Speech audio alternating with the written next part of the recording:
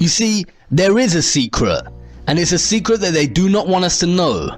It is one of the greatest secrets of all time, and Roswell, Nazi UFOs, NASA, the space race and the moon landings were all carefully designed to cover it up. It is a flat, stationary plane with a firmament above. You see, what they never told you in school is that every single civilization in our Earth's history knew that the Earth is flat and there existed a firmament above our heads. They were trying to tell us, and illustrations throughout the years have brought their conceptions of the world that we live in to life. Look.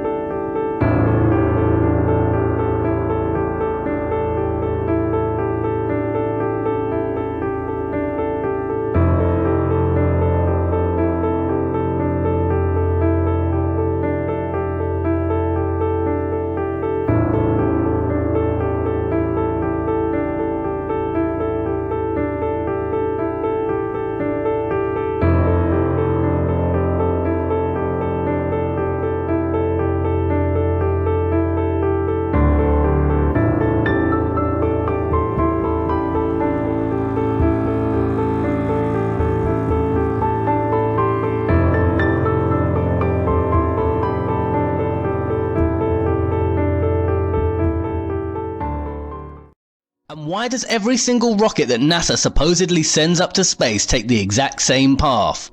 Look, they aren't sending rockets into space. They reach a certain altitude and begin bending until traveling horizontally and landing in the ocean somewhere. They cannot go up and leave Earth's atmosphere and journey into space because there is no space. There is a firmament above.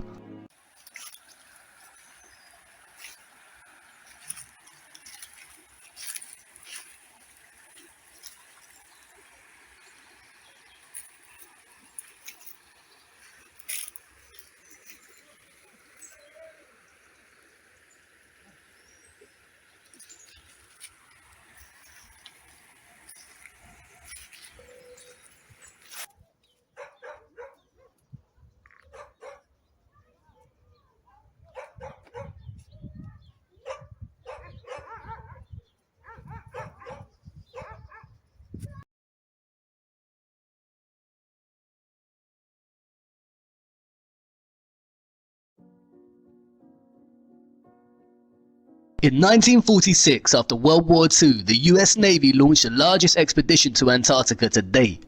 Titled Operation High Jump, the mission was led by Admiral Richard E. Byrd.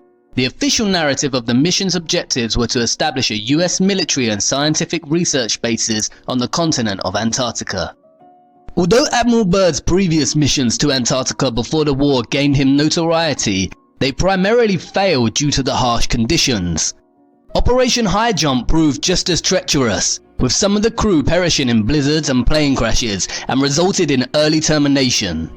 Operation High Jump included a staggering 13 ships, aircraft escort, aircraft carrier, a submarine, 2 destroyers and a total of 4,700 men, with full battle gear in what was officially called an ordinary training exercise and attempt to establish research bases. Speaking about the operation, Byrd said that the most important result of his observations and discoveries is the potential effect that they have in relation to the security of the United States. The fantastic speed with which the world is shrinking, recalled the Admiral, is one of the most important lessons learned during the recent Antarctic exploration.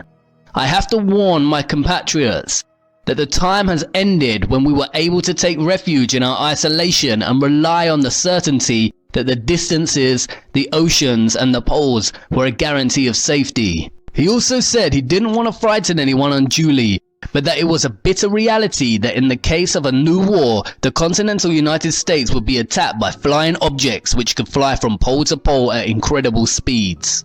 Many have since theorized that the specific security risk relates to the numerous alleged covert operations that took place during the Nazi era, the most memorable being that of New Swabia and the mysterious Base 211 located within Antarctica. These theories suggest that Byrd and his crew were actually searching for these secret Nazi bases that have been rumoured to be impenetrable. There are rumours and speculations that the Nazis had developed a type of aircraft with anti-gravity, specifically the type we now associate with flying saucers, and were able to not only just leave the planet and journey into space, but also launch very powerful attacks on any challengers. Interestingly, in July 1947, just 5 months after Byrd's Operation High Jump was terminated in Antarctica, the infamous Roswell crash happened. The official narrative states that a balloon crashed into a ranch in Roswell, New Mexico, but since the incident, a growing body of theories have arisen that suggest that what actually crashed in Roswell was a UFO. Between 1978 and the early 1990s, documents were obtained via Freedom of Information Act requests which fueled these theories, suggesting a UFO had crashed at Roswell and alien bodies and technology had been recovered by the US military. A plethora of books have been written on the subject. Interestingly, soon after the crash in 1947, the Central Intelligence Agency, the Department of Defense, and the National Security Agency were all established.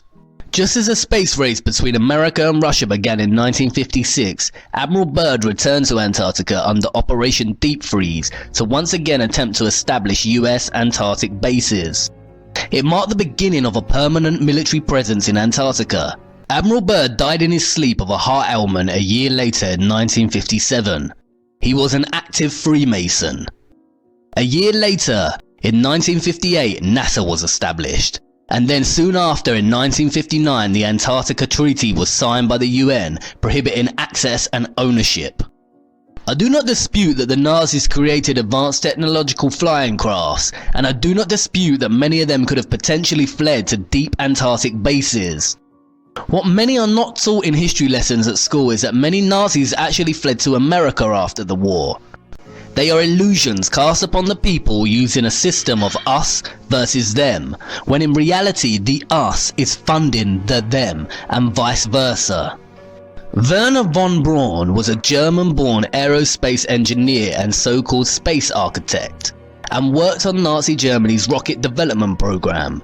In 1960, him and others were hired by NASA, where he served as director of the newly formed Marshall Space Flight Center. He was also chief architect of the technology that supposedly landed the Apollo spacecraft on the moon.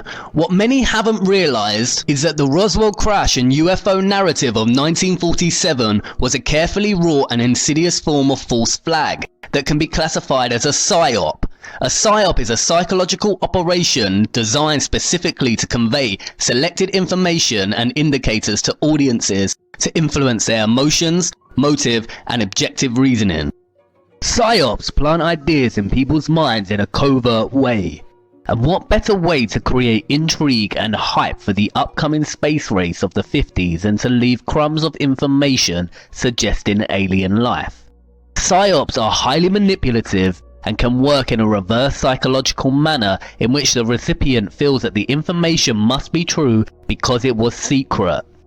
The Freedom of Information Act releases worked on a big portion of the public in just this manner. They appeared secret with just enough deliberately planted UFO and alien references to provoke an intended response in their audience.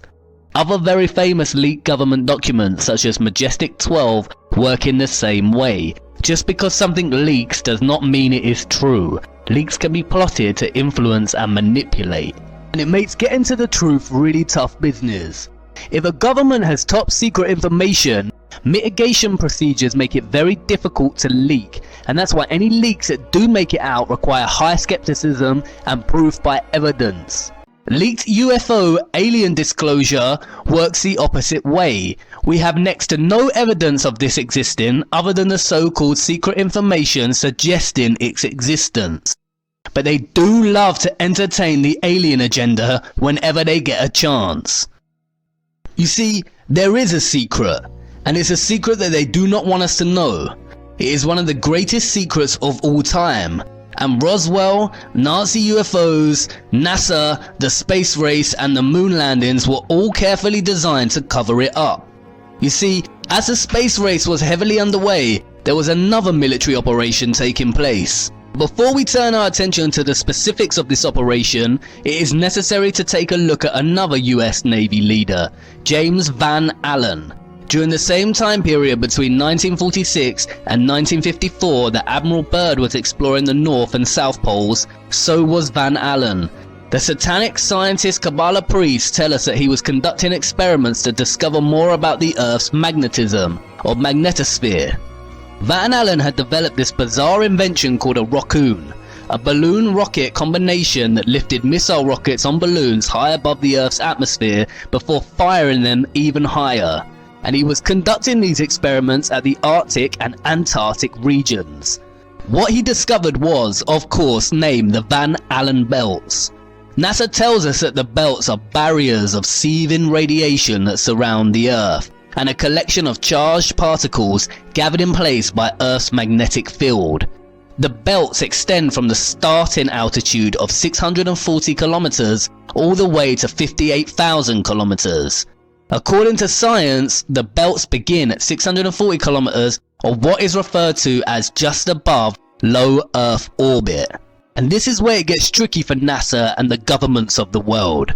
Listen to what they say.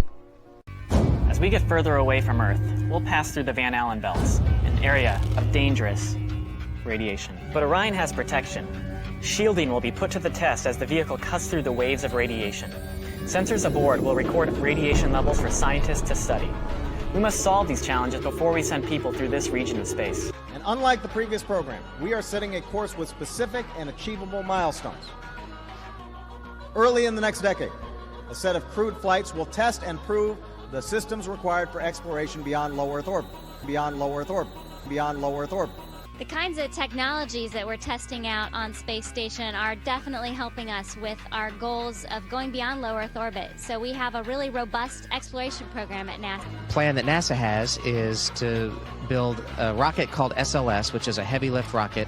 It's something that is much bigger than what we have today, and it will be able to launch the Orion capsule with humans on board, as well as landers or other components to destinations beyond Earth orbit. Right now, we only can fly in Earth orbit. That's the farthest that we can go. And this new system that we're building is going to allow us to go beyond and hopefully take humans into the solar system to explore. So the moon, Mars, asteroids, there's a lot of destinations that we could go to, and we're building these building block components in order to allow us to do that eventually. The moon, Mars, asteroids, there's a lot of destinations that we could go to. The moon, Mars, asteroids, there's a lot of destinations that we could go to. The moon, the moon, the moon. Wait, what? Come again? I thought we went to the moon. It seems like someone is lying. And now that you know about these radiation belts, do you really believe we went to this imaginary ball of rock in this tin can? We never went to the moon, and no one can go to the moon as it is not a sphere. Van Allen was approached by the military in the early 60s. In 1962, he suggested clearing the belts away by setting off nuclear bombs near the outer belt. The US military contacted Van Allen and began conducting a series of nuclear tests in the early 1960s called Operation Dominic. As the official narrative tells us, the operation included within it the Operation Fishbowl events, which were designed to understand how nuclear weapons would interact with the Earth's so-called magnetic field. The highest of the fishbowl events was called Starfish Prime, a 1.4 megaton nuclear bomb detonated at 400 kilometers on July 9th, 1962. Why were they firing rockets and nuclear bombs way up into the Earth's atmosphere to discover more about its radiation? You do realize that nuclear bombs produce extreme radiation. You do not discover the chemical composition of lemon juice by squeezing more lemon juice onto it. And this is the secret. No one in history has ever left Earth. You cannot leave Earth. They are telling you to your face. Now, one thing I really want your generation to embrace is that the Earth is a closed system. The Earth is a closed system. We cannot leave the Earth. There's no place to go. And this is from one of the highest satanic scientist Kabbalah priest himself, straight from the goat's mouth. See, these Satanists just have to tell you, they are hiding it in plain sight again. And they're getting away with it because they are relying on both our inability to get our heads around the bamboozlement of impossible figures and phenomena, and they are also relying on our blind trust in the scientific institutions of the world and their word. No one has ever left flat Earth. It is a closed system, and not because there are radiation belts. No one has left because there is a dome-like roof above of what is better understood as a firmament. We cannot leave the Earth. This is what Admiral Byrd discovered in Antarctica. They discovered the foundations of the firmament. And that's why you cannot go to Antarctica. It is literally the edge of the Earth. And I know what you're probably thinking. What? This is going from crazy to crazier to insane. But by now you already know what I am going to say. Let me show you. In 2014, civilian space geeks constructed their own rocket with a camera on and sent it up with the goal of being the first civilian rocket to make it to space. Look what happens. 5, 4, 3, 2, 1.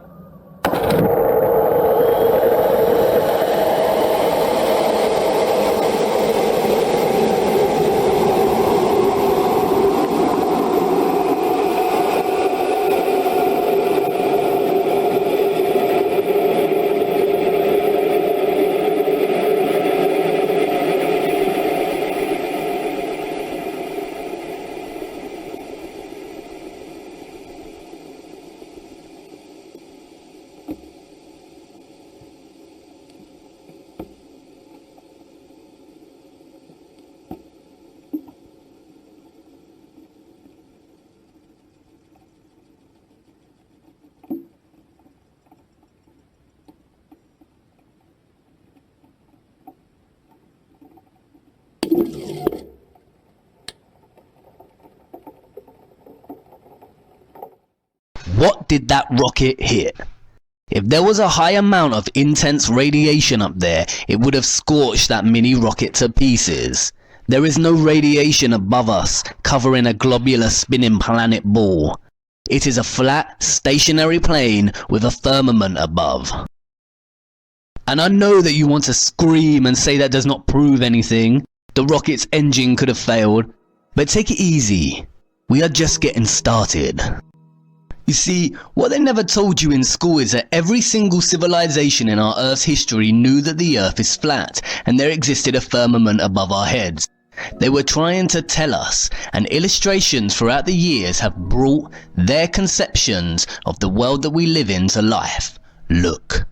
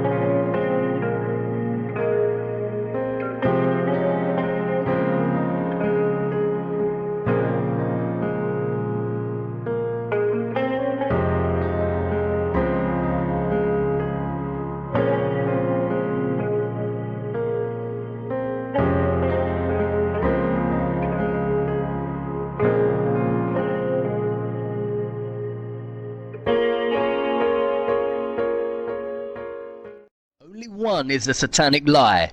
Take another look at NASA's insignia. Did you not notice? Look at the ring around the planet, Saturn. And look closer at what they call the red chevron. Don't you think it looks like a split tongue? The tongue of the serpent?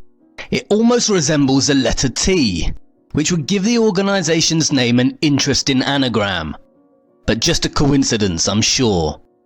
And why does every single rocket that NASA supposedly sends up to space take the exact same path? Look, they aren't sending rockets into space. They reach a certain altitude and begin bending until traveling horizontally and landing in the ocean somewhere. They cannot go up and leave Earth's atmosphere and journey into space because there is no space. there is a firmament above. And they have been hiding it in plain sight the whole time. Look closer at the Masonic drawings. Can you see it? The four pillars, or the four corners of the earth, the sun and moon the same size and both within an arched dome or firmament. And the more they brainwash us with movies about space, fake rocket launches and bamboozlement science, we are forgetting more and more that our ancient historical texts reference the firmament. The Book of Enoch, a non-canonical biblical text that was discovered as part of the Dead Sea Scrolls, reads, "And I saw the cornerstone of the earth, and I saw the four winds which support the earth and the sky, and I saw the winds which turn the sky and cause the disk of the sun and all the stars to set. And I saw the winds of the earth which support the clouds, and I saw the paths of the angels. I saw at the end of the earth the firmament of heaven above." The Quran references it. "With power and skill did we construct the firmament." The Book of Job, which is older than the Torah itself, references this very firmament. "Hast thou with him spread out the sky, which is strong as a molten looking glass?" What does that mean? A molten looking glass? I guess I'm up against the highest, hardest stained glass ceiling. I guess I'm up against the highest, hardest stained glass ceiling.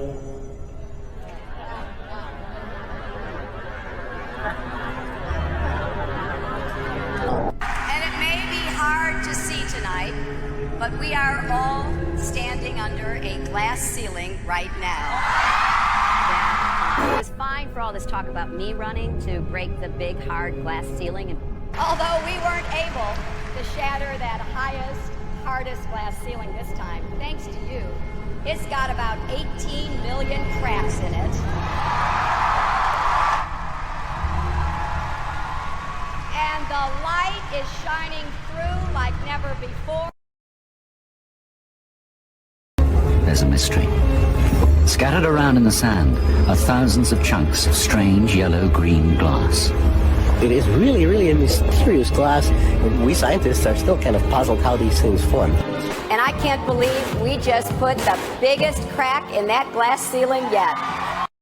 It's got about 18 million cracks in it. Again, they are telling us. And the crowd claps and cheers in their own ignorance. They are telling us while laughing behind our backs. But wait a minute. The firmament cannot be made of super strong glass, or that rocket would have been shattered upon impact. And I know, maybe the rocket just malfunctioned or ran out of power. Stay with me. Interestingly, the biblical book of Genesis holds some clues to this mystery. "And God said, Let there be a firmament in the midst of the waters, and let it divide the waters from the waters. And God made the firmament, and divided the waters which were under the firmament from the waters which were above the firmament. And it was so." Could there really be water just above the firmament and directly below it? It sounds like an absurd concept. Not as absurd as bending oceans wrapped around a spinning space ball, mind you. So let's investigate. It's the stars and the planets themselves that offer more clues. In case you forgot, the planets that NASA and other official space agencies show us are CGI, or artistic renditions. We have seen their lazy Photoshop skills exposed in previous episodes. We see something very different when we use an advanced and powerful lens, like found on Nikon cameras, and look at the planets above us. Look.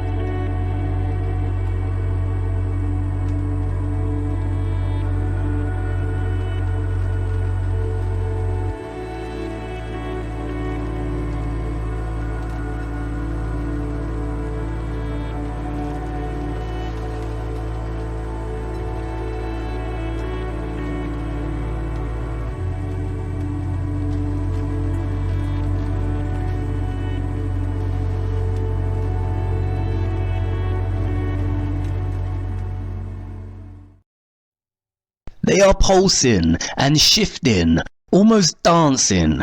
NASA says this is because of the Earth's atmosphere, but as we just saw, not all of them follow the same pattern. Each planet here radiates its own specific patterns and light movements. You see, what we call the planets are actually stars like the rest of the stars we see at night. And the sun is a sun, not a star. This is a star, and this is a sun.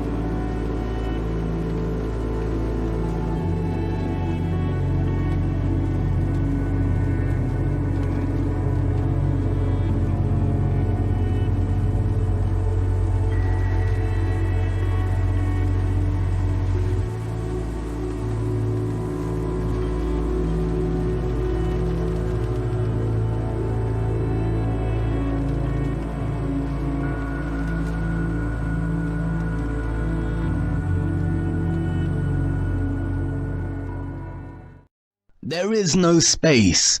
No Kabbalah Ein Sof vacuum of nothingness. Space is an elaborate hoax. Real space is water. And the water below the firmament appears to be some kind of gooey substance that is paradoxically soft and yet impenetrable. They cannot get through it. And it seems that one scientist found a similar kind of substance within the dark depths of the ocean. One of the strangest places on the ocean's floor was only just discovered in the 1990s. I might agree as one of a handful of people to ever see it in person. Without a doubt, one of the most amazing things that I had ever seen in the bottom of the ocean. It was while filming for Blue Planet. It was in the Gulf of Mexico. I noticed there's something out in the distance. Couldn't tell exactly what, but it looked like a dark band. And as we approached it, the dark band became a donut. I saw this donut that was black in the center. What the heck is that? And so as we get closer and closer to it, I noticed that the black band had what appeared to be kind of steam over it. And then I looked, and there was water lapping against the shoreline. This band was a ring of mussels. And inside the ring of mussels was a lake. And it's like, wait a minute, I'm already underwater. We went out over the water in this lake and tried to descend in it and bounced off. It was so super saline and dense that the submarine couldn't go down in it. We literally bounced off, and as we bounced off, we sent ripples heading back to the shoreline. It was insane. I've never... NASA tells us that our globe is spinning at 1,000 miles per hour on its axes and 67,000 miles per hour around the sun, which is then traveling at 570,000 miles per hour within our galaxy. If this was truly the case, then we would not see the same constellations in the same places in the night sky. The night sky would be completely random and perpetually changing. But it isn't. As we've seen, the stars above us, attached somehow to a great, immense and mysterious firmament, travel in circular motions around our flat, stationary Earth, with Polaris, or what we call the Northern Star, a fixed unmoving point in the center and above the center of our Earth at the North Pole. We've been told that comets are huge ice particles that, when passing within the distance of our sun, begin to melt, which causes them to release gas and create a trail and tail. They tell us that comets can travel 100,000 miles an hour. But they are lying again. Here is time-lapse footage of the recent comet Neowise. As you can see, the comet is not actually moving in its own path. It is fixed in its area on the firmament and moving in conjunction with the rest of the stars. There is no travelling comet journeying at 100,000 miles per hour. But look closer. Can you not see it? It is a large opening in the firmament, casting a ray of light from whatever exists behind and through the water beneath it, much like you see with the light entering in an underwater cave opening deep in the ocean. There's a very simple experiment that you can do in the comfort of your own home to prove the existence of the firmament or earthly dome. Create a rainbow. National Geographic tells us that a rainbow is a multicolored arc made by light striking water droplets. The most familiar type rainbow is produced when sunlight strikes raindrops in front of a viewer at a precise angle. Rainbows can also be viewed around fog, sea spray, or waterfalls. A rainbow is an optical illusion. It does not actually exist in a specific spot in the sky. The appearance of a rainbow depends on where you are standing and where the sun or other source of light is shining. They go on to state that rainbows are the result of the refraction and reflection of light. Both refraction and reflection are phenomena that involve a change in a wave's direction. A refracted wave may appear bent, while a reflected wave may seem to bounce back from a surface or other wavefront. Light entering a water droplet is refracted. It is then reflected by the back of the droplet. As this reflected light leaves the droplet, it is refracted again at multiple angles. Refraction is the bending of light. It also happens with sound, water and other waves, as it passes from one transparent medium such as glass into another. Here we see the white light hitting the glass triangular prism and refracting the light into a straight rainbow. We have never seen a straight rainbow, a triangular rainbow, or one that forms right angles or goes up and down or left to right. In order for refraction to take place, the white light has to reflect through a prism, which has to be transparent like glass. So whatever the white light of the sun is hitting when we see a rainbow, it has to be the shape of the prism it is hitting. The rainbow is always there, but there needs to be a screen for us to see it. The rainbow is always there, but we only see it when the rain forms a condensed mist, like a screen. That's why we see smaller rainbows in garden sprinklers. And it's important to note that the rainbows we see in garden sprinklers retain the same shape as the ones we see in the sky. The screen mist of water provides us a screen to see the refracted light of the rainbow, which holds its prism's shape, i.e. a glass dome. It's really that simple. In the same way the laws of density and perspective are really that simple. But here's where it gets unbelievable. Look at this image of a rainbow reflected in the ocean. Notice how the colors are reflected, like in a mirror, so the colors are reversed. The violet, indigo and blue that are always at the bottom of the rainbow are here at the top of the rainbow in the reflection. Now try this for yourself at home. ScienceSparks.com tells us how we can make a rainbow. You can either make a rainbow with a mirror. Try placing a mirror inside a glass and angling the glass so sunlight hits the mirror. You should be able to reflect a rainbow onto a wall. Or you can do the same exercise, but instead of using sunlight you can shine a torch. The rainbow that is reflected from the flat mirror, i.e. the prism, and the screen of water, like when it rains or there is water mist, creates a near straight rainbow onto the wall. If water is the reason for creating the arched rainbow shape as science says, then why does it here produce a straight rainbow? Now take a dome circular glass as your prism and fill it with water and let the white light of the sun shine through it. You get an arched rainbow because the prism has a dome-like shape. And it's just like the rainbow we see here on Earth. There is a double rainbow here. But unlike the double rainbow we see reflected in the ocean, the colors here are not reverse. Now look. Can you see it? The colors in the top rainbow are reversed. What you are seeing is a reflection of the rainbow in the glass firmament above, just like you would in a mirror and just like we see over the ocean or a lake. How dare they lie to us? And now really think about it. Why would a satanic Illuminati network of individuals who have all the money, power and control in the world, and who molest, rape, torture, murder, drink the blood of children and worship Lucifer, want to hide that our earth is flat and that there is a firmament above, and the sun and the moon are local and within our dome? Why hide the true nature of our earth from us?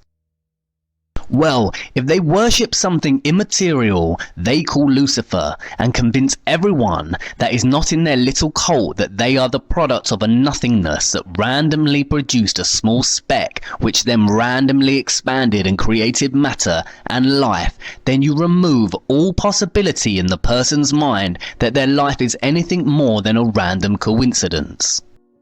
However, if the Earth is a closed system with a firmament above, then it really requires serious speculation and consideration as to how our ancient ancestors and various ancient and biblical texts knew this. The Illuminati cabal do not want us to seriously consider the notion of creation, purpose for human existence, the existence of good and evil as real energetic entities rather than archaic words to describe something that their fraudulent sciences call the spectrum of mental health. The satanic Illuminati power complex cast humanity into the dark and kept the knowledge for themselves. Again, they worship something immaterial, which they call Lucifer, and sacrifice children to whatever this thing is, and all the while control every aspect of knowledge we receive. We go about our days with heads down, glued to our smartphones, downloading their programs and information that keep us brainwashed, when our eyes should be looking up to our firmament and the stars attached within it. But wait, there's more to the story. As we saw, they called the nuclear missile events of the 1960s Operation Fishbowl, and this operation was part of a larger one, Operation Dominic. The name Dominic comes from the Latin Dominicus, which means of the Lord, so together we get Fishbowl of the Lord. Again, it's there hiding in plain sight. The actions committed against children are the greatest of all sins and crimes, but this comes very close. There is nothing more satanic and evil than hiding the true nature of what humanity really is and what exists beyond. Could there be a God? I don't know. The biblical texts, which hold many truths and clues, have been tampered with by the satanic body of elites. The Bible used to contain over 80 books, but some were removed and hidden. It now contains 66 books. 66. That number again. Something I did not want to show you until this point in the series are the true mathematical calculations of the Masonic science of the heliocentric Earth. We are told it spins on an axis of 23.4 degrees. If a straight angle is 90 degrees, and we subtract the 23.4 degrees of the Earth's tilt, what number are we left with? 66.6. I have told you that the Earth orbits the Sun at 67,000 miles per hour, but you see I rounded up. Wikipedia gives us a true Masonic figure, 66,600 miles per hour. I have also shown how according to the heliocentric model the Earth should curve at 8 inches per mile squared.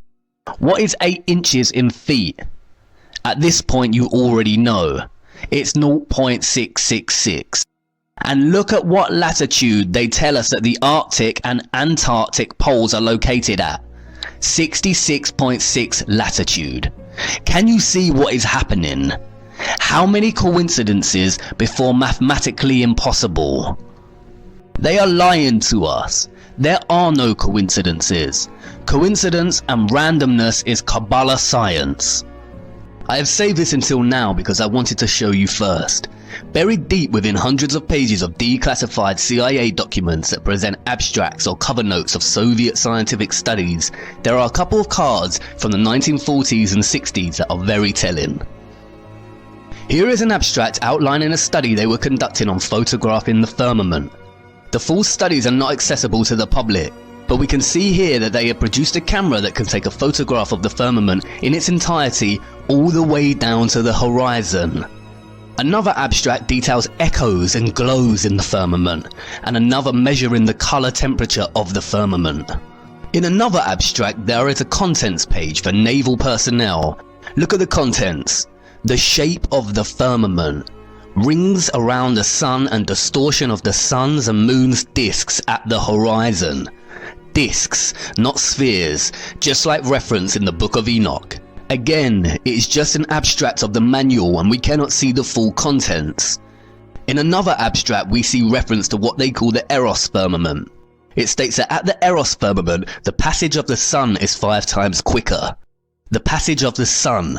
They do not reference the Earth's spin in orbit, but that the sun is the one moving and making a passage over the Earth right below the firmament.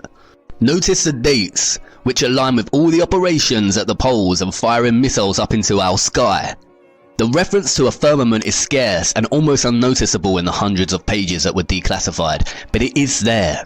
And there is a huge difference between these declassified documents and the government leaks I spoke about earlier, like that of Majestic 12.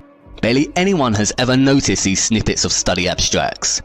I would say that it was by negligence that these references were even declassified within hundreds of other pages of unrelated material in the first place. But I don't think it's that. It's complacency. No one is ever likely to come across these buried documents, and if they did, I doubt they would think twice after skimming over a study title referencing the firmament. The space heliocentric hoax has been so ingrained in our minds from our early years and reinforced on a daily basis in ways we don't even think twice about, it would never occur to us the significance of such references in documents of the 1940s and 60s. But it is there, hidden in plain sight. Even the Simpsons have told us. Santa Claus kicks and deals. It's a long fly ball going back. And the ball shatters the sky, bringing the ocean itself down into the stadium. Oh, and you remember Nazi aerospace engineer Werner von Braun, who was a leading director at NASA upon its founding and a leading figure in the Apollo moon missions? Well, he died in 1977. Look at his grave. It references Psalms 19:1. What is that verse? The heavens declare the glory of God, and the firmament showeth his handiwork. You see, it's always been there waiting for us to notice. We just fell asleep as children to bedtime stories of space explorers and never woke up. Space is a highly manipulative and controlled psyop, an elaborate hoax to control us and destabilize us from our true human nature. It is the greatest lie of all time. And I know what you're thinking. If space is fake, does this eradicate the possibility of alien life? I can almost feel the disappointment in you, just like all those years ago when you discovered Santa was not real.